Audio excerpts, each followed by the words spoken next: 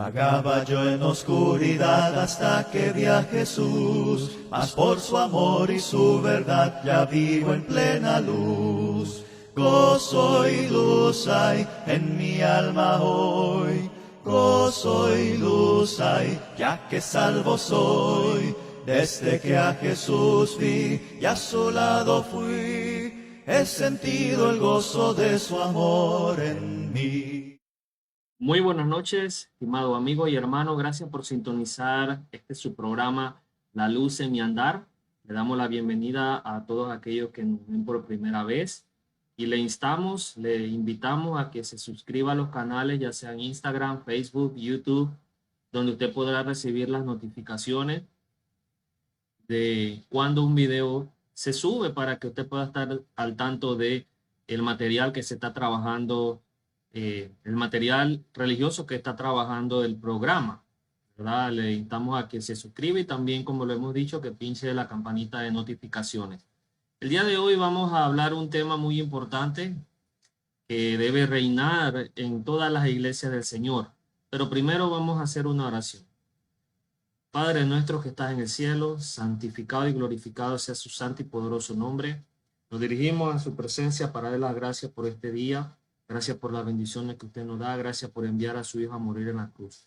Le queremos pedir que todo lo que aprendamos hoy sea para beneficio de nuestra vida espiritual, que podamos poner en práctica todo lo que usted nos enseña a través de su palabra. Bendiga a todos los hermanos que están escuchando este programa, a todos los que están también generando material en este programa, oh Dios. También le queremos pedir por la situación mundial, usted sea que siempre tenga el control, Padre, sobre esta pandemia. Todo esto se lo pedimos en el poderoso nombre de Cristo Jesús, nuestro Señor. Amén. Bien, como lo hemos dicho desde el principio, hoy vamos a hablar un tema muy importante, un tema, más bien como un modo de vida y una situación, no una situación, un modo de vida y algo que debe reinar siempre dentro de la iglesia del Señor. Y este es lo que denominamos nosotros como unidad, ¿verdad? Uno de los textos bíblicos más importantes dentro de la Biblia, ¿verdad?, se encuentra en Juan capítulo 17, que abarca acerca de cuando Cristo oró y pidió por la unidad de los que creían en él y de los que iban a creer en él en el futuro. Por eso la pregunta que vamos a contestar hoy es: ¿deben estar unidos los miembros de la Iglesia de Cristo? Y esta unión, no vamos a hablar acerca del matrimonio y las nuevas nupcias, sino que vamos a hablar acerca de la unidad, de la unión como se describe en la Biblia. Como lo hemos dicho ya desde el principio, este texto que se encuentra en Juan capítulo 17 es un texto muy importante que nos da luz acerca de la unidad. En el versículo 20 y en el versículo 21 dice Cristo de esta manera: mas no ruego solamente por estos, sino también por los que han de creer en mí por la palabra de ellos, para que todos ellos sean uno, como tú, oh Padre, en mí y yo en ti. Que también ellos sean uno en nosotros, para que el mundo crea que tú me enviaste. Entonces, observe cómo Cristo ora, dice, para que ellos, o sea, los que creen y los que iban de creer en el futuro, en él, fueran uno, como él y el Padre eran uno. Y también que prevaleciera esa unidad. Para definir la unidad bíblica, a mí me gusta utilizar un texto bíblico que se encuentra en 1 Corintios capítulo 1, versículo 10, y dice de la siguiente manera: os ruego, hermanos, por el nombre de nuestro Señor Jesucristo, que todos os pongáis de acuerdo y que no haya divisiones entre vosotros, sino que estéis enteramente unidos en un mismo sentir y en un mismo parecer.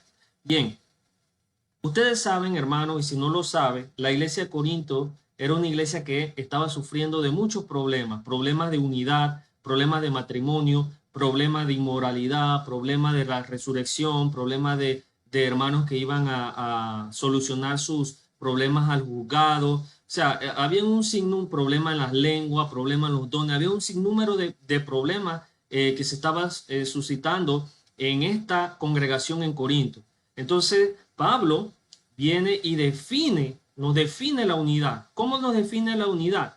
Dice que aquellas personas que están unidas en Cristo Jesús son aquellas personas que tienen un mismo sentir y un mismo parecer, o sea que sienten lo mismo, piensan lo mismo. Esas son personas que están unidas bíblicamente hablando. Entonces, la unidad bíblica de esta palabra sentir y pensar, estamos hablando no de sentimientos en el sentido de que lo que a mí me parece que está bien, no, estamos hablando desde el punto de vista bíblico. Desde el punto de vista bíblico, Pablo llama a todas esas personas que están unidos en Cristo, los llama hermanos, o sea que existe una hermandad. ¿Por qué nos llamamos hermanos dentro de la iglesia de Cristo? ¿Por qué decimos hermano X, hermano Y, hermano fulano, hermana fulana? ¿Por qué ese nombre? Pablo utiliza varios términos para ayudar a los cristianos de Corinto a entender cómo debía ser la relación de los unos con los otros. El primer término que él utiliza es santo. Cuando nosotros vamos a Primera de Corintios, capítulo 1, versículo 2, él se refiere a los que están en Corinto como los santos. Vamos a ir a Primera de Corintios, capítulo 1, versículo 2, y observe cómo llama Pablo ahí mismo a los que están en Corinto. Dice, a la iglesia de Dios que está en Corinto, a los que han sido santificados, dice, en Cristo Jesús, llamado a ser santos. O sea, todos aquellos que han sido santificados en Cristo Jesús son aquellos que se llaman santos. El santo no es una palabra una persona que no comete pecado, simplemente es una persona que ha sido llamada afuera, ha sido justificado por Cristo. También otra forma de llamar a los cristianos es miembros de un cuerpo. Los cristianos son miembros de un cuerpo. Vamos a ir a Primera de Corintios, ahí mismo en Primera de Corintios, capítulo 12, versículo 12. Observe cómo dice Pablo, llama también a los cristianos en Corinto. Dice, porque así como el cuerpo es uno y tiene muchos miembros, pero todos los miembros del cuerpo, aunque son muchos, constituyen un solo cuerpo, así también es Cristo. Entonces, nosotros que somos cristianos, a los que se nos llama hermanos, también se nos llama miembros de un cuerpo. Ahora, también se nos llama miembros de una familia, y los miembros de una familia son los hermanos. O sea, a diferencia del padre y la madre, evidentemente, pero los que constituyen una familia, el núcleo de la unidad familiar son hermanos, hermanas, padre y madre. Entonces nosotros nos llamamos hermanos. Pablo utiliza la palabra hermanos en Corinto al menos 20 veces. Primera de Corintios 1, 10 al 11, nos vamos a citar la referencia, no la vamos a leer porque entonces se nos hace más larga la lección. Primera de Corintios capítulo 1, versículo 26, Primera de Corintios capítulo 2, versículo 1, Primera de Corintios capítulo 3, versículo 1, Primera de Corintios 4, 6, Primera de Corintios 7, 24, versículo 29, Primera de Corintios 10, 1. Estos son algunos de los textos bíblicos donde Pablo utiliza la palabra hermano para referirse a los que han sido santificados en Cristo Jesús y los que han sido también justificados. O sea, los santos también a esa comunidad que son miembros del cuerpo de Cristo se le llama hermanos y hermanas. Cristo se le apareció a más de 500 hermanos a la vez. Eso es lo que nos dice 1 Corintios 15, 6. Dice que el Señor Jesús se le apareció a más de 500 hermanos a la vez. O sea, hermanos no sanguíneos, sino hermanos en una misma fe. ¿Por qué ellos eran llamados hermanos? Porque tenían el mismo pensar y el mismo sentir. Observe también cómo los hermanos de Éfeso enviaban saludos a los de Corinto, en 1 Corintios capítulo 16, versículo 20. Ahora, hemos entendido que dentro de la iglesia, para que exista la unidad, o sea, deben estar unidos los miembros de la iglesia de Cristo. Evidentemente sí. ¿Por qué? Porque al momento en que nosotros nos llamamos hermanos, estamos dando a entender y sobreentender que nosotros estamos unidos. O sea, pensamos lo mismo, sentimos lo mismo. 1 Corintios 1:10. Familia espiritual. También a los miembros de la iglesia de Cristo se le denomina una familia espiritual. Al Espíritu Santo se le agradó referirse al conjunto de los cristianos como una familia espiritual. Usando esta ilustración como base, la familia natural del hombre. Nosotros entendemos que la familia del hombre está constituido por madre, padre, hermanos. Entendemos que no existe una ilustración perfecta, pero esta analogía es significativa. O sea, ¿por qué? Porque en la familia espiritual no hay madre, o sea, no hay alguien que sea la esposa de Dios, como es en la familia regular, que en la familia regular el 90% de las veces hay un padre, una madre y los hermanos, ¿verdad? Pero acá en la familia espiritual no hay una madre, por así es, una madre que se pueda llamar la esposa de Dios. Sin embargo, aún así la analogía no funciona. ¿Por qué? Porque existe un padre que es nuestro Señor, que es Dios. También existe un hermano mayor que es nuestro Señor Jesús, según Romanos capítulo 8, versículo 29, y existen hermanos y existen hermanas, Hebreos capítulo 2, versículo 11. Por lo tanto, cumple con la definición de familia. O sea, está el papá, están los hermanos. Aunque no haya esa esposa de Dios, por así decirlo, pero sí existe la esposa de Cristo, que en este caso sería la iglesia. Entonces entendemos que debería existir la unidad o deberían estar unidos los hermanos en Cristo, o sea, deberían estar unidos los que son miembros de la iglesia de Cristo. Claro que sí. Primero que todo porque nos llamamos hermanos, somos hermanos. Segundo, somos una familia espiritual. Tercero, para ser hermanos, para estar unidos, debemos creer en la unidad por el vínculo del amor. O sea, debemos estar unidos por el amor. Eso es lo que nos debe unir, el amor. Más adelante vamos a ver que también ese amor está complementado por la sana doctrina. O sea, son dependientes. El amor depende de la sana doctrina. La sana doctrina, en este caso, ¿verdad? Yo amo disculpen, el amor depende de la sana doctrina, ¿verdad? Entonces, la sana doctrina, si yo amo a alguien realmente, si yo amo a mi hermano, no lo voy a llenar de falsa doctrina, ¿verdad? Eso va ligado. Entonces, así como toda familia terrenal goza del amor fraternal, también Dios tiene como propósito que su familia espiritual practique y se goce en el amor de hermano. La palabra griega Filadelfia es la palabra que se desprende de la palabra griega filos, que significa un amor fraternal.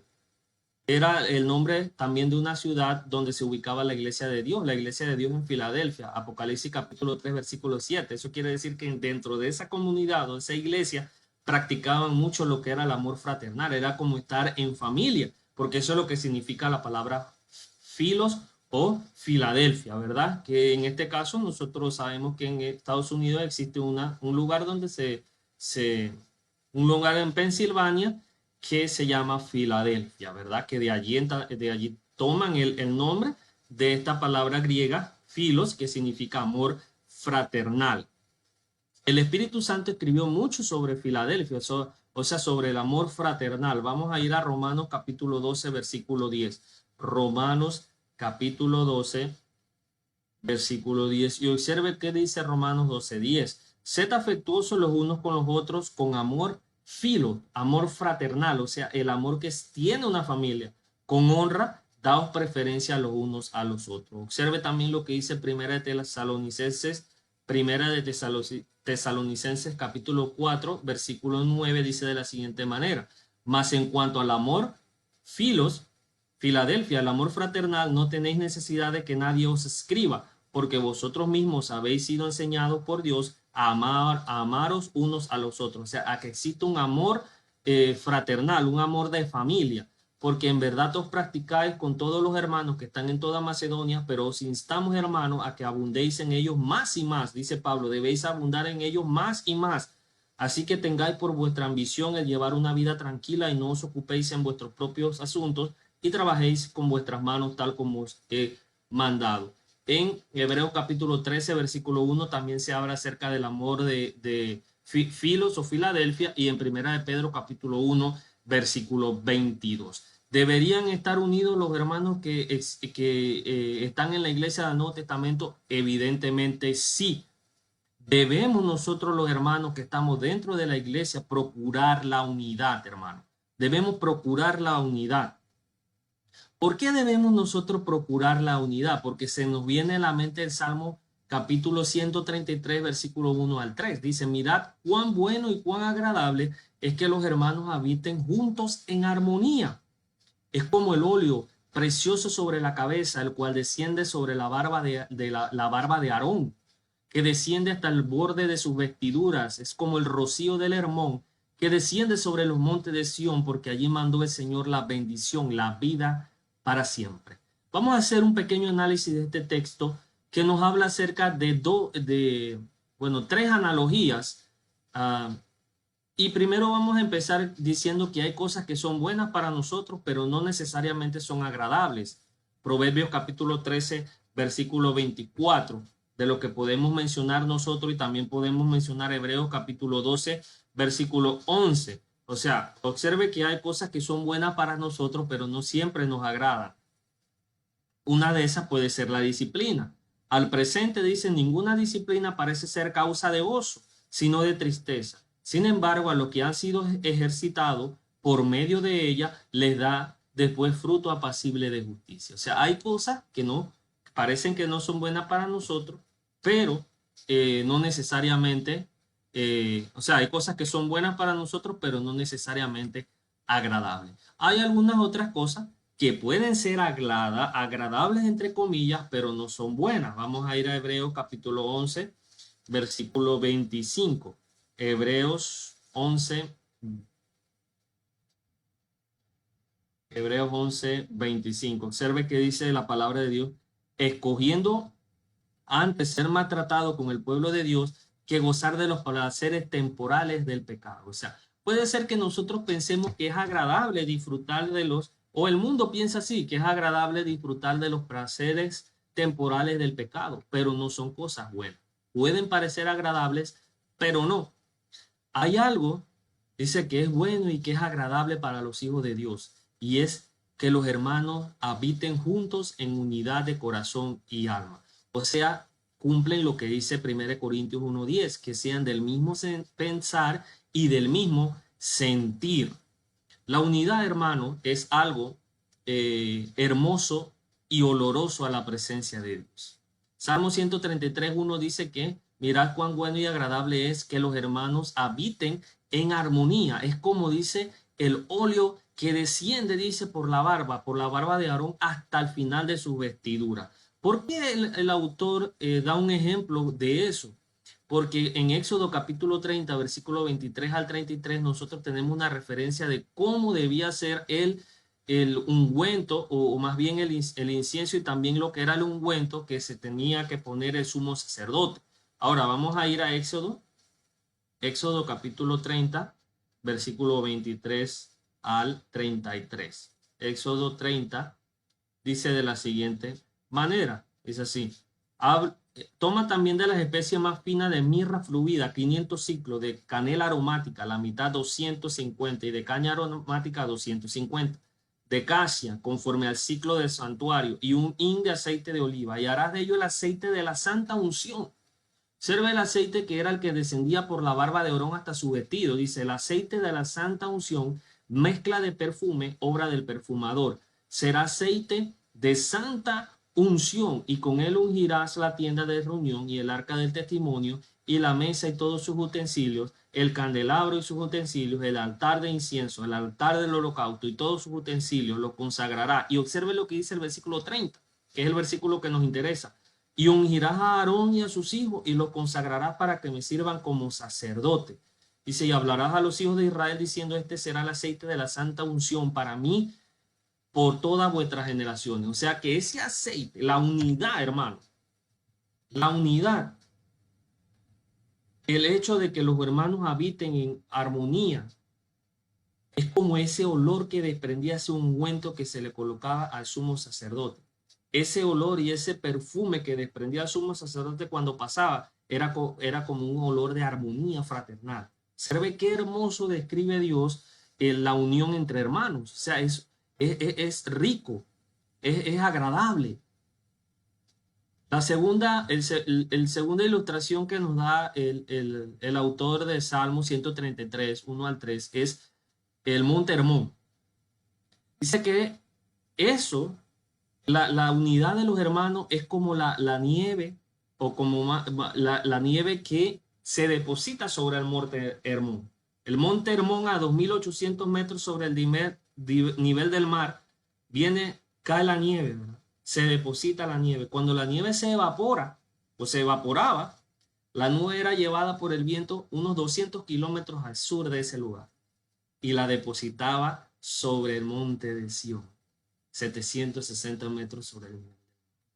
Cuando las personas que vivían allí, cerca del monte de Sión, veían el rocío sobre las plantas, sobre su cultivo, sobre las casas, sobre ellos mismos, sobre los huertos, sobre las flores hermosas, reaccionaban con bondad, con agrado, con afecto, con amor.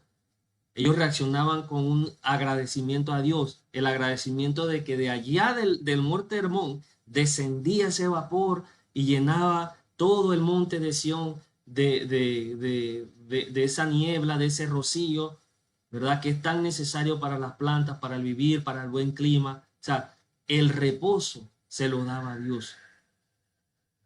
Toda persona, hermano, de mente sana, de mente equilibrada, debe reaccionar del mismo modo, eh, del mismo modo que habitaban, que reaccionaron los hermanos que habitaban en ese lugar. O sea, del mismo modo deben reaccionar. ¿Cuándo? Cuando nosotros miremos a los hermanos habitando y trabajando juntos en armonía. ¿Cómo era que reaccionaba el judío cuando veía ese rocío? Ah, qué agradable aroma, el aroma fraternal, el aroma rosa, el aroma hermoso. Asimismo, cuando yo, un hermano, veo que en una iglesia, en una congregación, los hermanos están trabajando juntos en armonía, en amistad, yo debo dar las gracias a Dios por eso. Debo apoyar a la congregación. No debo ser un hermano que llegue para sembrar discordia, para sembrar ira entre los hermanos. ¿Por qué, hermano? Porque la discordia no es buena, no es agradable. Observe lo que pasó por la discordia entre dos hermanos. Sucedió el primer asesinato. Caín asesinó a su hermano porque no podían habitar ni trabajar juntos. Génesis capítulo 4, versículo 8. También cuando Jacob le hace trampa a su hermano gemelo a Saúl, cuando le roba la primogenitura. No es de extrañar que Saúl odiara a Jacob. ¿Por qué? Porque ellos no podían trabajar juntos, no se llevaban bien. Génesis capítulo 27, versículo 41. Observe cómo la discordia no es buena, no es agradable. Dice Proverbios capítulo 6, versículos 16 al 19. Dice que el que siembra discordia es abominación para el Señor. Vamos a ir a Proverbios capítulo 6, versículo 16. Observe lo que dice el proverbista. 6 cosas hay que odiar al Señor y 7 son abominación para él. Ojos soberbios, lengua mentirosa, manos que derraman sangre inocente, un corazón que maquina planes perversos, los pies que corren rápidamente hacia el mal, un testigo falso que dice mentira y dice el que siembra discordia entre sus hermanos, ya sea sus hermanos de sangre o sus hermanos espirituales. Eso es abominación. Eso es algo que odia el Dios. Es una abominación para él. A pesar de todas las advertencias que los judíos pudieron tener, existieron hermanos que se mordían y se comían unos a otros. Gálatas capítulo 5 versículo 15. Vamos a ir a Gálatas capítulo 5 versículo 15 y es importante que nosotros aprendamos porque las cosas que están escritas en la Biblia son para nuestro propio beneficio, para que aprendamos a no ser como ellos. Dice, pues nosotros por medio del Espíritu, Gálatas capítulo 2 versículo 4. Y esto fue por causa de los falsos hermanos, dice, introducidos secretamente que se habían infiltrado para espiar la libertad que tenemos en Cristo a fin de someternos a esclavitud. Entonces, existen hermanos que se muerden los unos a los otros, existen hermanos que se quieren comer los unos a los otros, existen hermanos que quieren hablar mal los unos de los otros. Observe que dice Gálatas 5:15, pero si os mordéis, no así de morderse, ¿verdad? Físicamente hablando, de que yo voy a morder a alguien. Si os mordéis, si os devoráis, o sea, si habláis mal de uno de otro, ¿verdad? Tened cuidado, no sea que os consumáis uno a otro. Tened cuidado, no sea que os consumáis unos a otros. La separación, hermano, es también en ocasión sinónimo de unidad. Y vamos a explicar por qué. Una separación puede ser pacífica. Habitar juntos es importante, como lo he dicho, la unidad es importantísima, pero en ocasiones es difícil mantener la unidad. No es lo adecuado separarse, pero a veces evita problemas. Existe algo peor que habitar separados. y es llevarse como perro y como gato, como lo dijimos anteriormente. Es estarse mordiendo y comiéndose porque no podemos convivir juntos, ¿verdad? Y que por esa real situación dos hermanos pierdan su alma. Entonces vamos a ver cómo Abraham, una persona sabio, al ver qué sucedía, decidió separarse de su sobrino Lot. Cuando él dijo que los pastores se estaban peleando por el agua, se estaban peleando por los pastos, se estaban peleando por todo. Y viene Abraham, propone una separación amistosa porque él sabía que no debían luchar entre ellos, de no tener altercado, porque dice Génesis 13:8, no haya entre nosotros esto porque somos hermanos. Siempre hay que procurar mantener la unidad y a veces la unidad es sinónimo de una separación pacífica. Una separación no era lo ideal, hermano, pero era menos malo que estar juntos.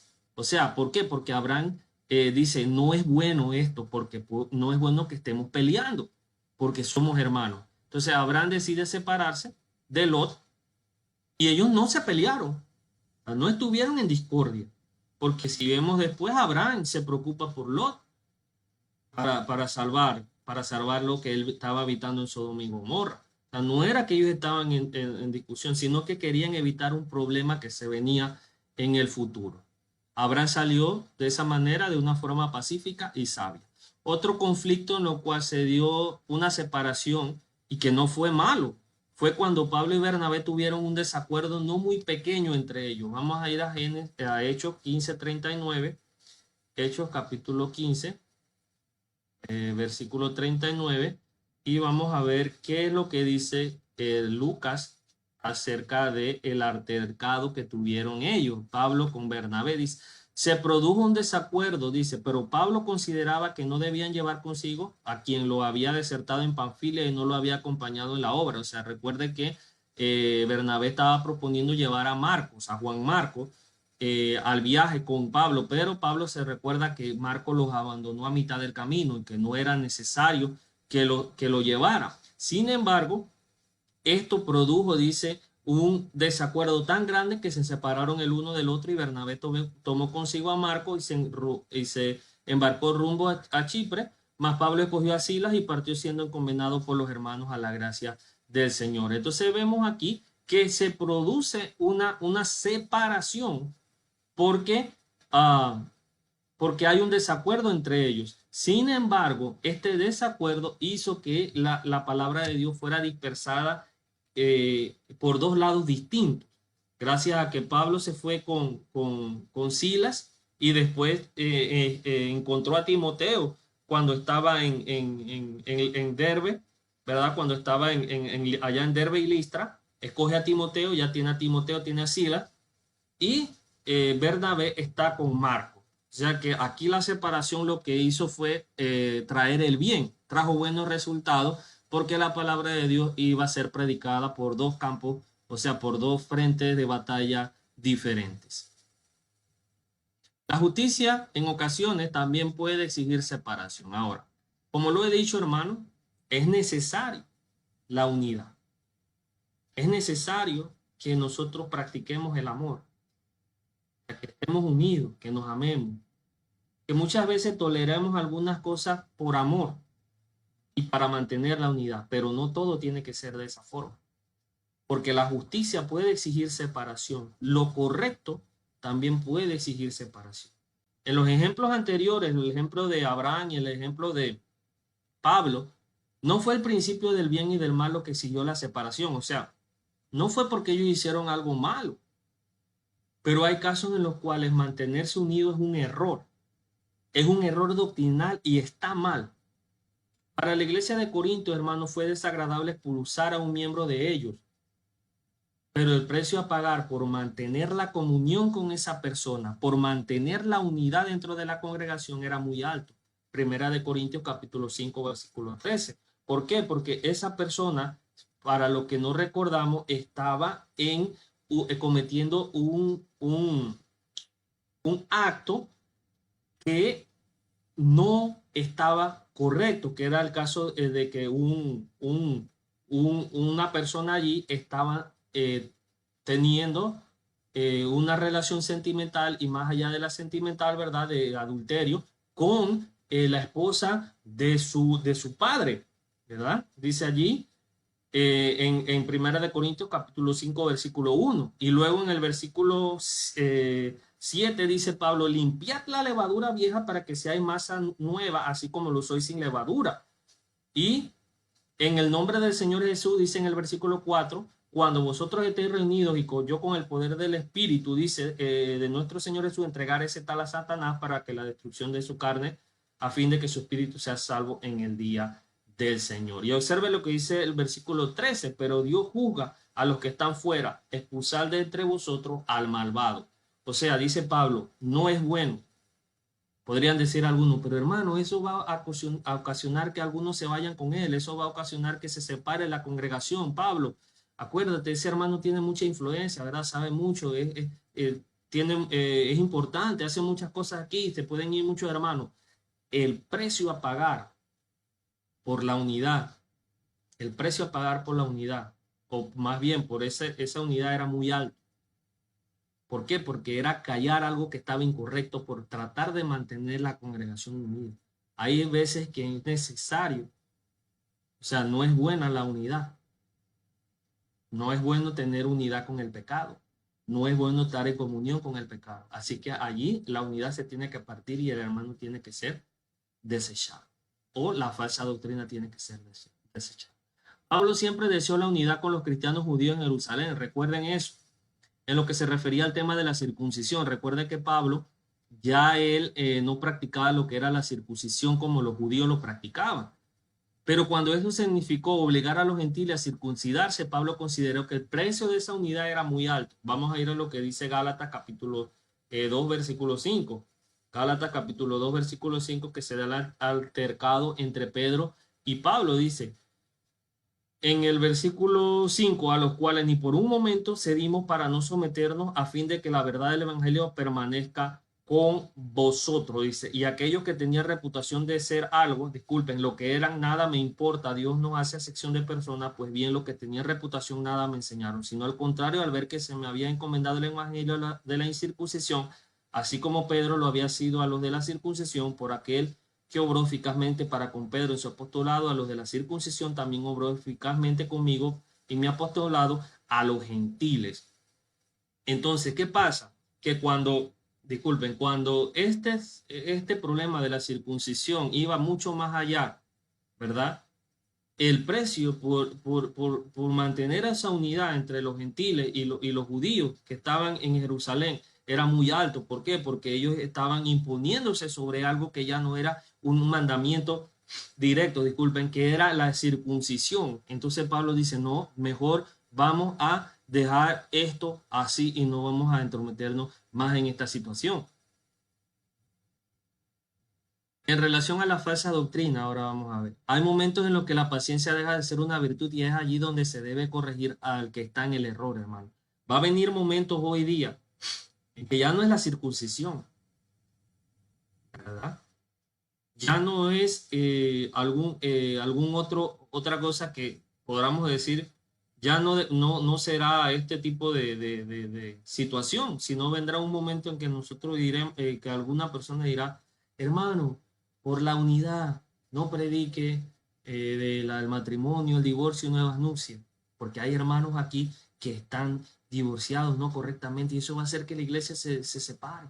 No predique acerca de los orfanatos, por favor, no predique acerca de las escuelas bíblicas, no predique acerca del canto con instrumentos, porque aquí hay hermanos que les gusta eso. No predique acerca del Espíritu Santo, porque aquí hay hermanos que creen en la morada directa y hay otros que no, y eso va a causar una división. Hay veces que una persona va a escuchar eso dentro de la iglesia, el predicador va a escuchar eso. Y en ocasiones es triste que lo escucha hasta de los mismos ancianos de la congregación. Pero hay un momento en que la falsa doctrina debe ser expuesta y rechazada y expulsada. Se debe corregir donde está el error, aunque la unidad se comprometa, hermano. Aunque la iglesia en esa ocasión sufra porque se va a separar. Pero es mejor quitar la levadura, lo que está leudado, para que cuando Cristo venga pueda acceder a su esposa limpia y sin pecado. Desde el punto de vista bíblico llega momentos en el cual se debe ejecutar el mandato del cielo que dice, escrito por el mismo Pablo, y os ruego, hermanos, que vigiléis a los que causan divisiones y disensiones y tropiezos contra las enseñanzas que vosotros aprendisteis y que os apartéis de ello. Apártense de todo aquel que causa división y disensión entre hermanos. Ya para terminar, amigos y hermanos, el estándar de unidad que se centra en Jesús se encuentra únicamente en el Nuevo Testamento, en la doctrina de los apóstoles, y perseveraban en el partimiento del pan, en las oraciones, en la doctrina de los apóstoles. ¿Qué es lo que yo necesito saber en relación a la unidad? Está escrito en la doctrina de los apóstoles, que poseamos el mismo sentir, el mismo pensar, que estemos en unidad, que no practiquemos el pecado. En la doctrina de los apóstoles distinguimos lo que es verdadero de lo falso. Yo quiero saber cuándo algo es verdad dentro de lo religioso, cuándo algo es falso dentro de lo religioso. Yo voy a la doctrina de los apóstoles. Primera de Juan 4:6 dice, y nos escuchan aquellos que son de la verdad. Nosotros somos de Dios, el que conoce a Dios nos oye, el que no es de Dios no nos oye. En esto conocemos el espíritu de la verdad y el espíritu del error. El que conoce a Dios sabe cuando Dios le está hablando. Dios le está hablando a través de la escritura. Esto está incorrecto. Solamente en el Nuevo Testamento es posible la unidad de la fe. Efesios 4:13. Un bautismo, una fe, ¿verdad? Un solo Señor. Hay que mantener la unidad. Debemos centrarnos en Cristo Jesús. Yo soy el camino, la verdad y la vida. Nadie viene al Padre si no es por mí. Juan 14:6. Debemos, hermanos y amigos, dar mayor importancia a la palabra verdadera, o sea, la palabra de Dios del Evangelio, que a mi palabra. No debe imponerse mi pensar, no debe imponerse mi sentir, debe imponerse la doctrina de los apóstoles, o sea, la doctrina del Nuevo Testamento. Espero que esta clase haya sido de su beneficio tanto como lo fue para mí y nos ayude a crecer más espiritualmente. También nos ayude en nuestra vida secular. Le invitamos a que vea las antiguas lecciones que se encuentran en Facebook y también se encuentran en YouTube. Si en YouTube usted no se ha suscrito, le invitamos a que lo haga y también dé clic a la campana para que reciba las notificaciones cuando se suba un video. Le damos las gracias por su atención y nos vemos la siguiente semana. Recuerde que el programa es transmitido los lunes a las 7 y los martes a las 7 de la noche. Nos vemos y que Dios le bendiga grandemente.